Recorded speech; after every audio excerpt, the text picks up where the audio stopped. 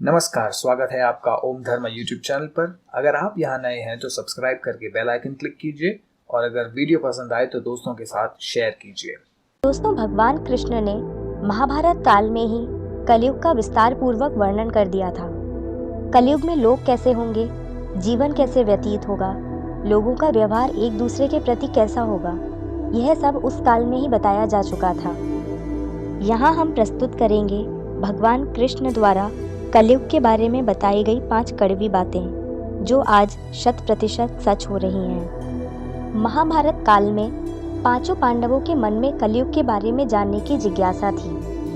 उन्होंने एक बार भगवान कृष्ण से पूछा कि कलयुग में मनुष्य कैसा होगा, लोगों के विचार कैसे होंगे और मोक्ष प्राप्ति कैसे होगी। ये प्रश्न सुनकर भगवान कृष्ण ने 5 पांडवों को वन में जाने के लिए कहा और यह भी कहा कि जो कुछ भी तुम वहां देखो मुझे विस्तार में आकर बताना। 5 भाई वन में जाकर वापस आए। युधिष्ठिर महाराज ने एक 2 सूंड वाले हाथी को देखा और वो बहुत आश्चर्यचकित हो गए। जब उन्होंने भगवान कृष्ण को इस दृश्य के बारे में बताया तो भगवान ने उत्तर दिया कि कलयुग में ऐसे लोग राज्य करेंगे जो बोलेंगे कुछ और करेंगे कुछ और। ये लोग दोनों ओर से शोषण करेंगे। भीम ने देखा एक गाय को जो अपने बच्चे को इतना चाट रही थी कि बच्चे का रक्त निकल आया। भीम यह देखकर दंग रह गए और भगवान कृष्ण से इसका अर्थ पूछा।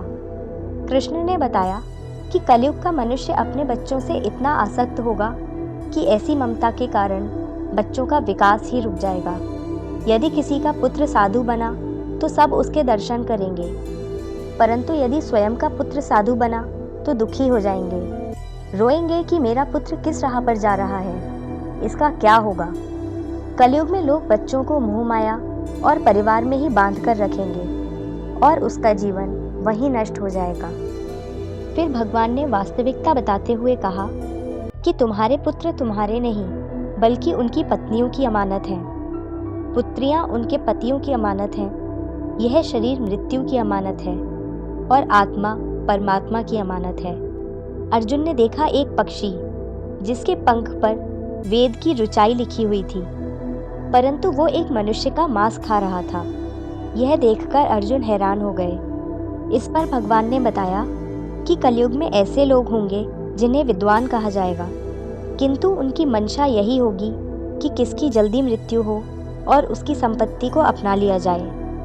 व्यक्ति का औहदा चाहे कितना भी बड़ा होगा, परंतु उसकी दृष्टि दूसरों की संपत्ति पर ही रहेगी। ऐसे लोग बहुत होंगे जो दूसरे के धन को छीनने को आतुर होंगे।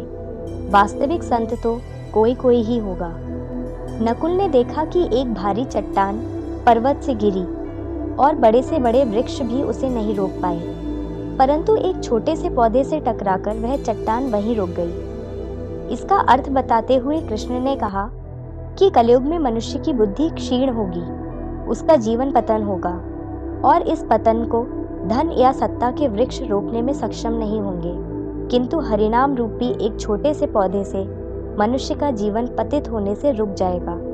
हरि कीर्तन से मनुष्य की बुद्धि प्रबल होगी।